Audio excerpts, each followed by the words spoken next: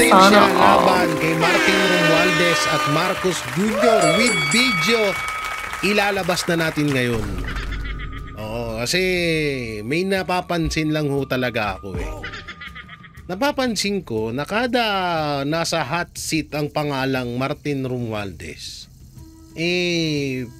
kaagad na binabakbakan ng media etong si Senator Chis Escudero.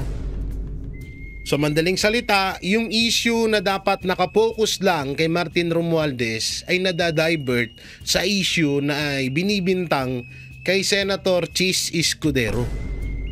At ito yung mga ilalabas natin ngayon. Bago yung lahat yan, syempre huwag niyong kalimutan na mag-like, share, comment, and subscribe sa ating YouTube channel. May pindot na lang din po yung bell button para lagi kayong updated sa ating mga video araw-araw. At yung interview nga kay Martin Romualdez, na itinatanggi niyang wala daw siyang alam. Lalong-lalo na ho dito sa post ni Sas Rogando na ito, 41.83 billion the amount inserted by the House of Representatives in 3 years under Martin Romualdez. Napakalinaw ho dito At ito po yung video na yan para malubos niyo pong maunawaan. Speaker Martin Romualdez for any remarks?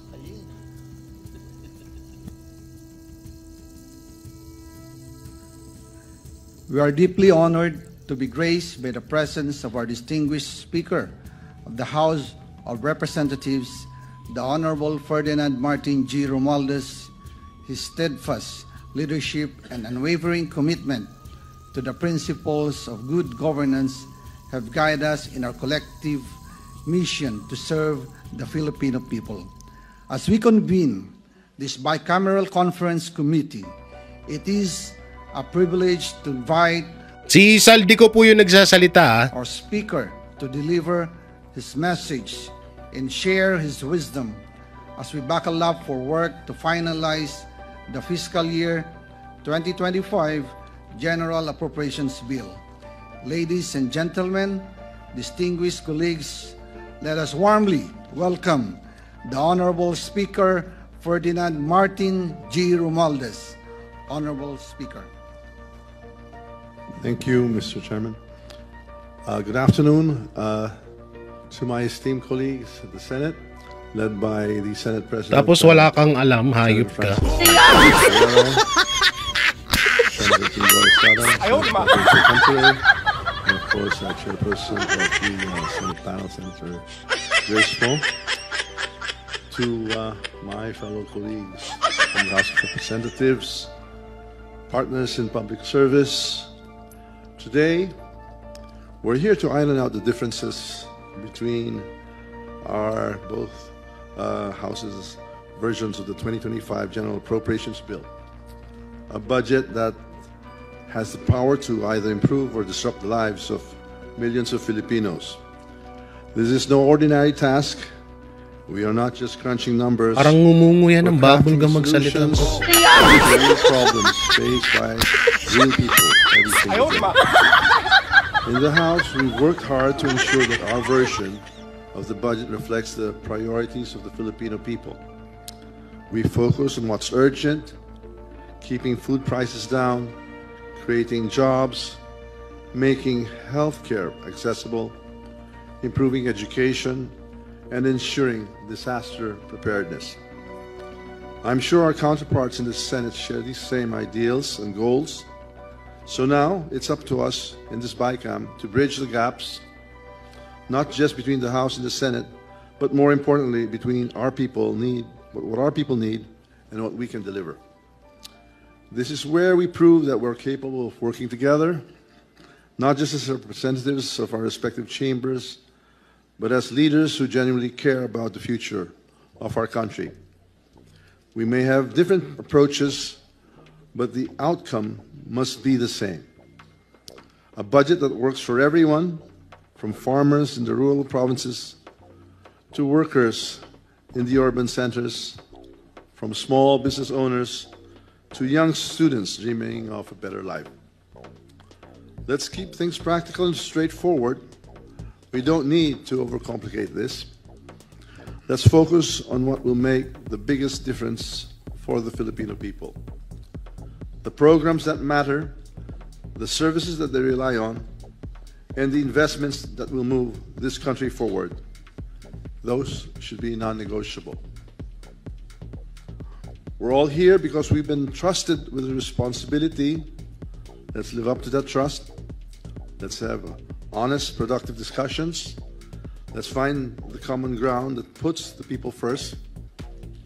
We owe it to every Filipino who wakes up every day trying to make ends meet. Ikaw lang nakinabang hoping that niyan, their huy. government has their back. Let's give them a budget that says, yes, we hear you. Yes, we care. And we're doing something about it. I know we can get this done. And I know we can do it right. So let's get to work. Thank you and good day. Ayan ha. So dito, lalakihan natin itong nandito. Ayan ha. Lakihan natin ha. Lakihan natin. Para kitang-kita. Ayan ha. Good governance by yung more than 797 billion total insertion sa 2025 national budget. Ang 410 insertion sa DPWH, zero budget sa PhilHealth, subsidy, no transparency of deliberation. Ito ang 2025 BICAM meeting of the worst, illegal, most corrupt budget in history. O, tignan nyo. Wala daw siyang alam. O, sige. Wala daw siyang alam. At wala din daw alam yung pinsan niya na si Marcos Jr. Oh, lagi silang walang alam eh. So, ito may papakita pa ako sa inyo. Ayaw di ma. Ito, yan. Ito. Yan. Ito po yung budget of House of Representatives. Lalakihan din natin para mas makita nyo. So dyan, nakalagay po dyan budget year, House Chamber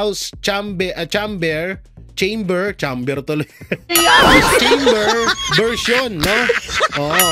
At Senate Chamber version, nandyan din ang final sign by the President GAA. Oo, by the President GAA. Signed ng Presidente. At nandyan din yung percentage version that was higher value. At andito din yung late ng ginutay-gutay ko to eh. Magnitude insertion during the BICAM. House Speaker during the budget deliberation. So ito po ito yung budget na yan. So gano'n natin, natatabunan natin. 2011 4.67 billion. Saan to? Wait lang Ayusin natin. Yan. Dito tayo sa 2025. Dito tayo sa 2025 Tingnan natin tong sa 2025. Ito yung sa 2025 tsaka 2024. So, simula nung umupo si Marcos Jr. At etong si kanyang nasnip, kanyang pinsan. Okay, lalagay natin dyan. Ay inaayos ko lang po para kita nating lahat, no? So, nung 2023 ay si Martin Romualdez na po. Ayan, no? 2023, 16 billion 28 billion 75% tas 12. Ito yung ang liit kasi. Paano ba ito lakihan? Wait lang ha. Nangungunsimi din ako. Kahit ako nangungunsimi din ako. Ayaw di ma. Tanggalin muna natin to si Pangulong Duterte. Yan, para kitang-kita. Okay? Yan. So dito, may kita nyo, Martin Romualdez, 2022. Tama ba? 2022 ba? 2023, 2024, 2025. Ayan po, ang laki po, no? Pagdating kay Alvarez, 0, no? At dito, kay Martin Romualdez, 12.1 billion yung kanyang BICAM. Oo, House during budget deliberation. 12.50 billion, Martin Romualdez again, 2024. At ito yung pinakamalaki, 17.32 billion kay Martin Romualdez pa rin noong 2025. Partida ho wala siyang alam niyan, wala siyang alam. Wala siyang alam dito. So ngayon, ito yung diyan. Ito yung nangyayaring yung mga nangyayaring katarantaduhan. Pinagpopokusan nila to. Etong 30 million campaign donation legal ni Senator Chis Escudero. Pansinin nyo lagi yan. Kada putok ang pangalan ni Martin Romualdez sa media, kada may issue si Martin Romualdez, biglang ilalabas yung mapatungkol kay Senator Chis Escudero. Palaging nangyayari niya, hindi lang isa, hindi lang dalawa, kundi palaging nangyayari. Ngayon, meron pong insertion si Martin Romualdez na nagkakahalaga ng 241 billion. Hindi na rin napapansin yon. At ito nga yung isang post ni Sas Rugando na 41.83 billion the amount inserted by House of Representatives in 3 years under Martin Romualdez. Bisitahin nyo na lang po yung Facebook page ni Sas Rugando Sasot. Doon nyo po makikita yung full na yung pinakabuo ng post na ito. Bali, kinarap ko lang itong itong bahagi na to. So ngayon, eto na nga. Talagang kinakanana etong si Senator Chis Escudero kapag may nababalita mapatungkol dito kay Martin Romualdez. At eto nga yung panoorin natin. Dito, Sen Escudero nagain ng manifestation. So panoorin natin. Naghain ng manifestation si Senator Chis Escudero sa Commission on Elections, Political Finance and Affairs Department. Mga abogado ni Escudero ang naghain nito sa COMELEC. Tugon ito sa show cause order ng COMELEC kaugnay sa pagtanggap ni Escudero ng 30 million peso campaign donation noong 2022 elections mula kay Lawrence Lubiano. Si Lubiano ang presidente ng Center Waste Construction and Development Incorporated na isang government contractor. Sa ilalim ng Omnibus Election Code Section 95, bawal sa government contractors na mag-donate sa kandidato at ang pagtanggap ng kandidato ng donation mula sa government contractors. Ang legal counsel ni Escudero na si Attorney Ramon Esguera nanindigan na legal ang pagtanggap sa donasyon ni Lubiano. Dati na rin iginiit ni Escudero na hindi sangkot si Lubiano sa mga proyekto sa Sorsogon at sa anumang flood control project sa bansa. Iginiit na rin noon ni Lubiano na personal na pera ang kanya naging donasyon kay Escudero. Ngayon, ang punto ho dito, bakit ayaw paniwalaan yung sinasabi nung kontraktor na sarili niya nga tong pera? Bakit pinagdidiinan ho na na illegal ng illegal? Kasi halos lahat ng mainstream media ho ngayon, hindi naman lahat, may SMNI pa, yung mga bayarang media ngayon, ang binabalita nila is tumanggap si Senator Chis Escudero ng tawag dito ng pera galing sa kontraktor. Pero hindi nila sinasabi palagi at hindi nila ipinapaunawa sa tao na legal naman yun dahil sariling pera nung kontraktor yung ibinigay kay Senator Chis Escudero. At bakit ito pa yung pinaka nakakapagtaka? Bakit inuuna yung 30 million na ibinigay ng kontraktor kay Senator Chis Escudero nung panahon ng kampanya, pero yung etong issue na to na 41 billion inserted by House of Representatives 3 years under Martin Romualdez, pati yung 241 billion na insertion hindi nila pinapansin. So ito po yung kaya namin ito pinapakita kasi nga gusto namin malaman ng taong bayan.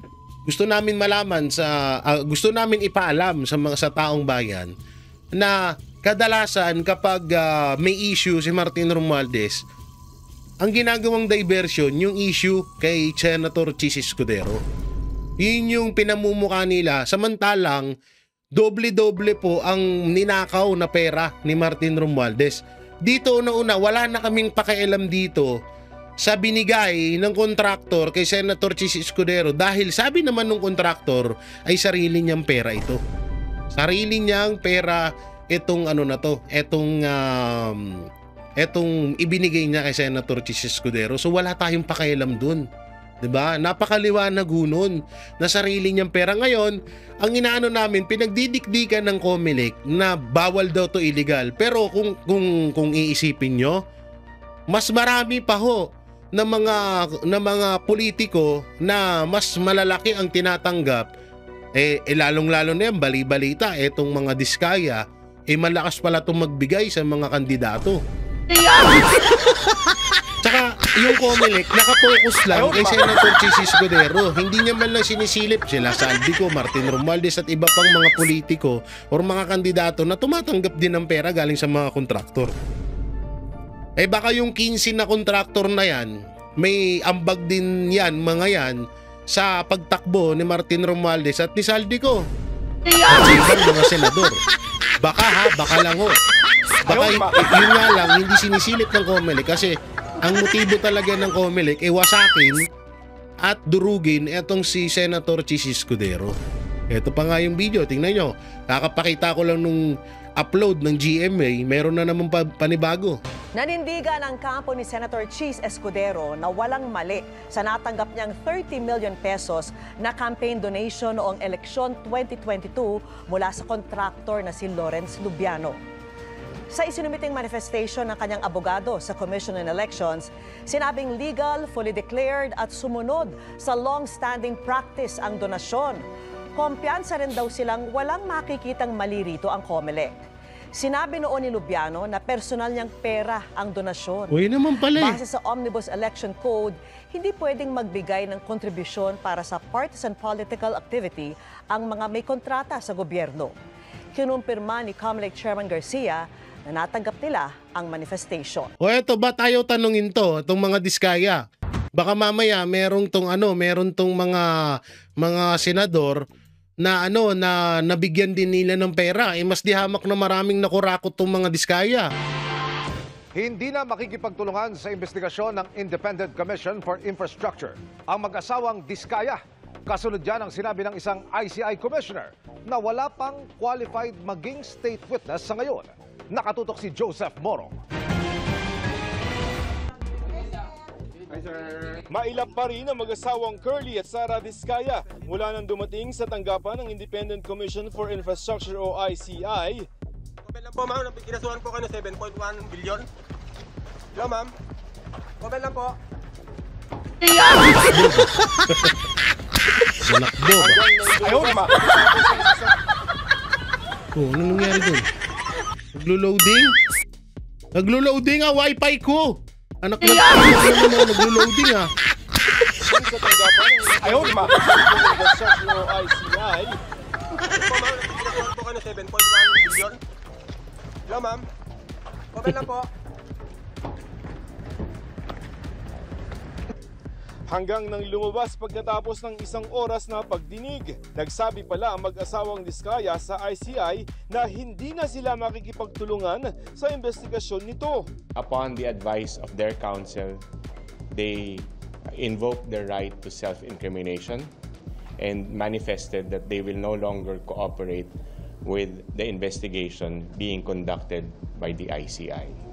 Ayon sa abogado ng mga Diskaya, inakala ng mag-asawa na mas malaki ang tsansa nilang maging state witness kung makikipagtulungan sa ICI.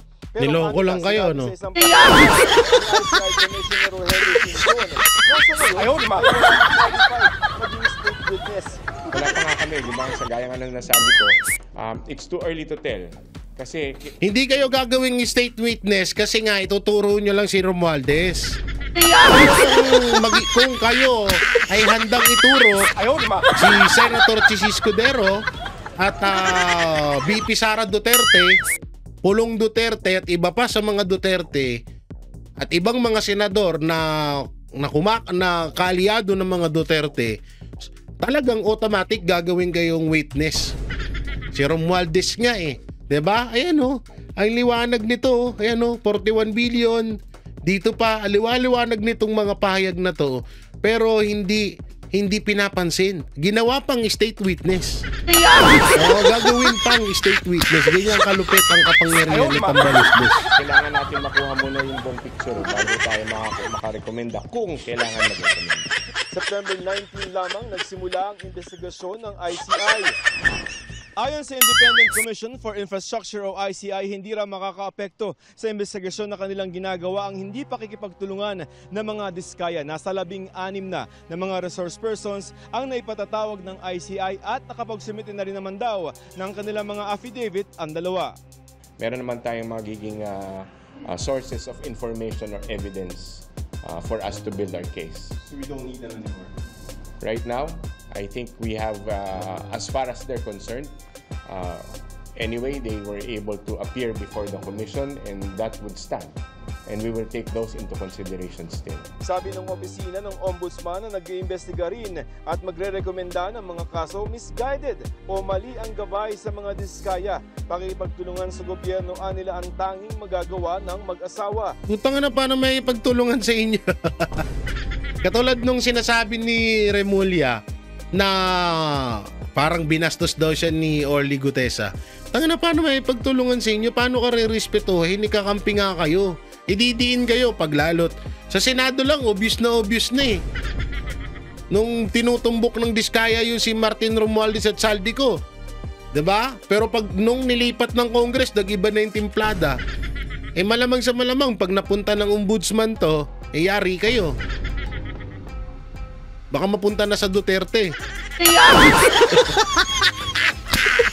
Dahil naman ayaw harap sa ICI, kahit nakaschedule si dating Public Works Undersecretary Roberto Bernardo. Sakit na naman. Siyang umano'y naglagay ng mga pondo para sa mga manumalyang flood control project. Na-hospital naman itong Lunes pero balik sa detention na ulit. Mga na-hospital kayo ngayon Ngayong araw, si dating DPWH Engineer Henry Alcantara. Pinasuri siya dahil sa nireklamong chest discomfort na lumabas ng muscle spasm. 16 na tao naman ang ipinadadagdag ng ICI sa Immigration Lookout Bulletin para ma-monitor kung Ito mga pangalan na to. Ex-Rep Mitch Kahayon Uy, Arturo Art Atayde, Alvin Tan Bong Marasigan, Elmer De Leon, Ed Puente Bela, Johnny Santos, John Marie Viane Parago, Alvin Mariano, Ryan Uy, Darryl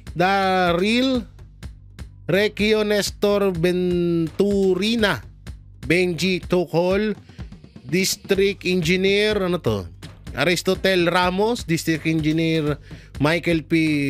Rosaria, at Engineer Angelita Carucha. Yung mga ipapatawag daw. Abroad, kabilang sa kanila sina dating Congresswoman Mary Mitzi Kahayon Uy, ang ama ni Quezon City 1st District Representative Arjo Atayde, na ayon sa mga diskaya ay personal nilang inabutan ng komisyon. At si Romeo Bogs Magalong na umano'y tauhan ni Quezon City 4th District Representative Marvin Rillo. Sinisikap pa namin silang hinga ng pahayag para sa GMA. Malamang baka ano na naman yan. Baka merong sakit na naman yan. O eto, may papanood pa ako sa inyong isa dito na komento mapatungkol kay tanong na save ko na ba? Kay Senator Chis Escudero. Wait lang, saglit lang. Kukunin lang natin yung video. Oo, ang gwapo nitong ipapanood ko sa inyo guys. Eto, sobrang gwapo.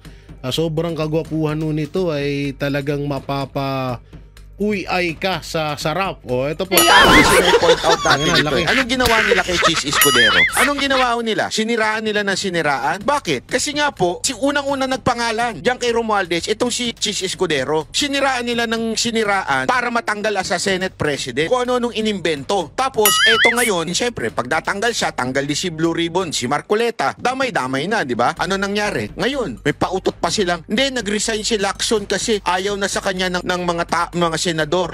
Gunggong ang palusot nyo yan. Tapos ngayon si Erwin Tulfo na, di ba? Ano palusot niya?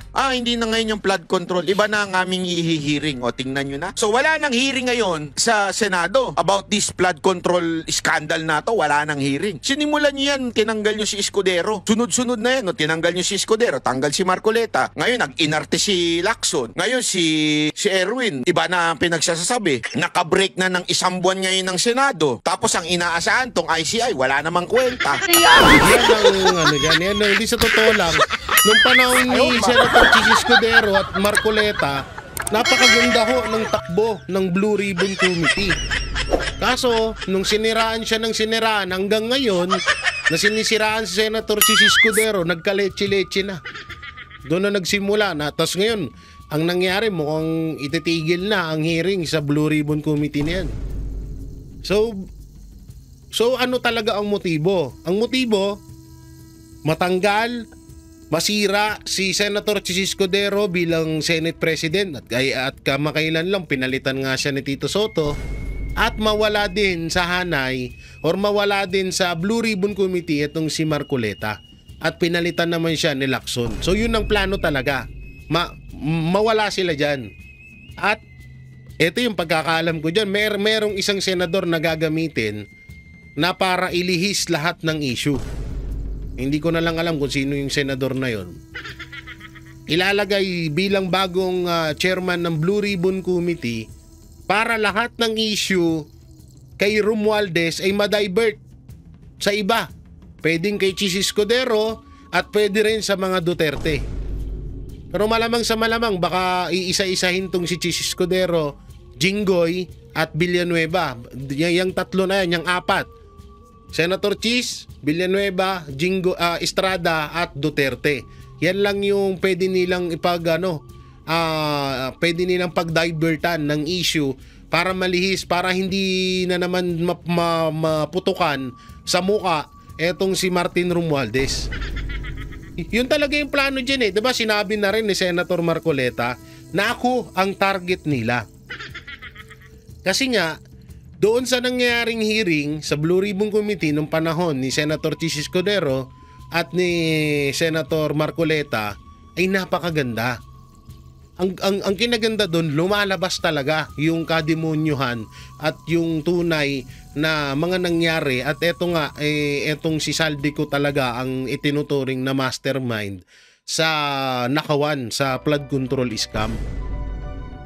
Pero nung napalitan na sila at nagawa na nga yung plano na yon, ngayon ang gagawin, papalitan yung Blue Ribbon Committee. Yung sinasabi ni Lacson na maraming naninira sa kanya, masyado siyang masyado siyang naapektuhan sa pangbabas, katarantaduhan po yun.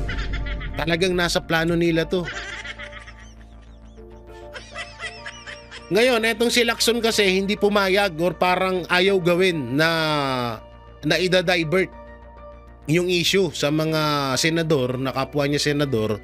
Yan nga, sila Chis, Jinggoy, Villanueva at si kay BP ka sa mga Duterte. Ayaw niyang gawin, parang ayaw niya masira yung pangalan. Pero may isang senador na maglalakas ang loob na gagawin yan.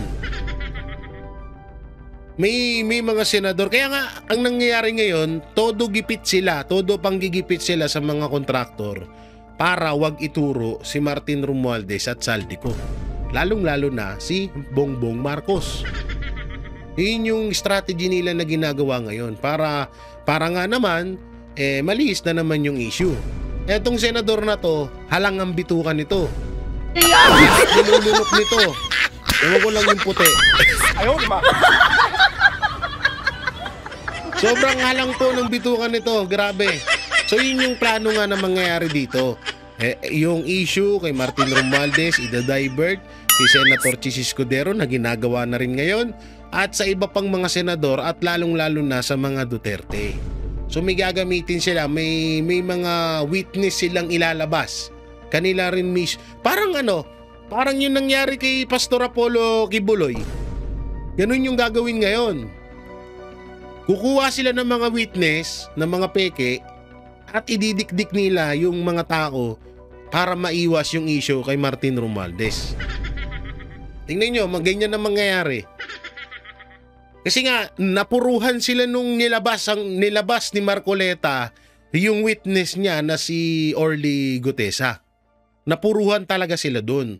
Ngayon, ang gagawin nila, uupa sila ng fake witness at kapag umupa sila ng fake witness, ididikdik sino man. Ito, si Chis Escudero at malamang sa malamang baka si Senator Chis Escudero or Jinggoy or Villanueva ang kanilang idikdik dito. Pwede rin ng mga Duterte. Kasi lumalabas na rin sa bunganga nila, napapunta na sila sa 2016. 'Di ba? Doon na sila papunta eh. Imbis na pag ganito tayo hindi pa tayo tapos sa 2025 at dapat nga tumatalon na tayo sa 2026 para kahit papano mabantayan natin yung budget doon dahil hindi biro yung budget doon.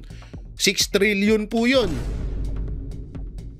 Baka nakapokus tayo dito sa 2025 national budget na puro nakawan ang nangyari. Kinakana din tayo dun sa 2026. Ang mangyayari ho ngayon patras 2023, 2024, 2022. Okay sana yun. Kaso mukhang mapupunta tayo sa 2016, 2016, 17, 18, 19, tsaka 2020.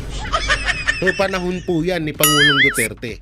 So dalawang choice po ang pwede nilang dalawang bali may plan A at plan B. Plan A, yung 2016 papunta ng 2020 or 2021 para pwede rin nilang gamitin yon para pang divert sa issue ni Martin Romualdez. So ngayon, ang gagawin pang isa ay yung etong 2020 3 tsaka 4 ditong focus pala sa 2025 para naman sa mga senador katulad ng ibinibintang nila kay Senator Chis Escudero na eto nga yung campaign donation na nagkakahalaga ng 30 million. So ganyan po kadumi ang laro ngayon. Ganyan kadumi ang laro ngayon. Tapos ngayon itatanggi ni Martin Romualdez na hindi siya wala daw siyang alam pero ayan aliwaliwanag. 'Di ba? Budget of House Representative. Tapos ilang beses 2023, 2024, 2025 pangalan niya ang nakalagay. Ayan ang liwaliwanag niyan. Tapos itatanggi mo. Tapos kada may issue sa kanya ang napuputukan si Senator Chis Escudero. Napuputukan siya yung sumasalo ng issue na dapat kay Martin Romualdez. Kaya mga banateros, mga kabiyaya, kailangan talaga natin na talagang mag-research. Kailangan natin na talagang hanapin talaga natin ang punot dulo sa bawat issue. Nung una, ako din, nagkamali din ako na sabi ko, oo, mali yun na tumanggap ka at nasa yung pagtanggap, illegal nga daw yun na magtatanggap ka ng pera na galing sa contractor na sa government. Ngayon, inalam ko maigi at napansin ko talaga sabi ko bakit nakapokus na lang ang COMELEC? Ito pa isa pa tong COMELEC. Bakit nakapokus lang ang COMELEC kay Senator Chis Escudero?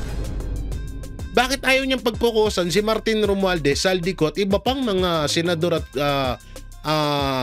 congressman na involved na merong ganito ring kaso, mas malala pa. Ay, sobra po. Kung sa totoo lang, kung magkakabuklatan, yung 30 million ni Senator Chis Escudero, kulangot lang to. Pero yung malalaki na campaign donation na galing din sa pera ng taong bayan, hindi sinisita ng COMELEC. Diyan lagi nagtataka din ako na bakit nakapokus lang kay Senator Chis Escudero. Yun nga yung tinatawag na demolition job ni Martin Romualdez laban kay Senator Chis Escudero para lahat ng issue kay Martin mapunta kay Senator Chis Escudero. At ngayon, may mga yung gagawa sila or magbabayad sila ng mga witness kagaya nung ginawa dati ni Risa Ontiveros kay Pastor Apollo Kibuloy na nagbayad ng 1 million at higit pa para lang idiin si Pastor Apollo Kibuloy at ang mga Duterte. So lumabas na rin po yung katotohanan doon na binayaran lang talaga siya ni Risa Ontiveros. Ngayon may gagawa ulit. Hindi ko lang alam kung sinong senador ang gagawa niyan. Kaya medyo kabahan tayo. Nababali-balitaan din na etong si ano daw ang gagawa niyan, si Risa Anlivirus pa rin daw. Ayaw, di ba? So yan mga banateros, mga kabiyaya, anong may kukomento nyo po sa napag-usapan natin ngayon? At dito sa ebidensyang inilabas natin na talagang si Martin Romualdez talaga ang hari or siya talaga ang pinaka-leader ng nakawan dito sa flood control scam. So i-comment nyo lang po dyan ang inyong opinion at ating babasahin yan. So yun, maraming salamat. Ingat po kayo palagi. God bless and peace and bye-bye.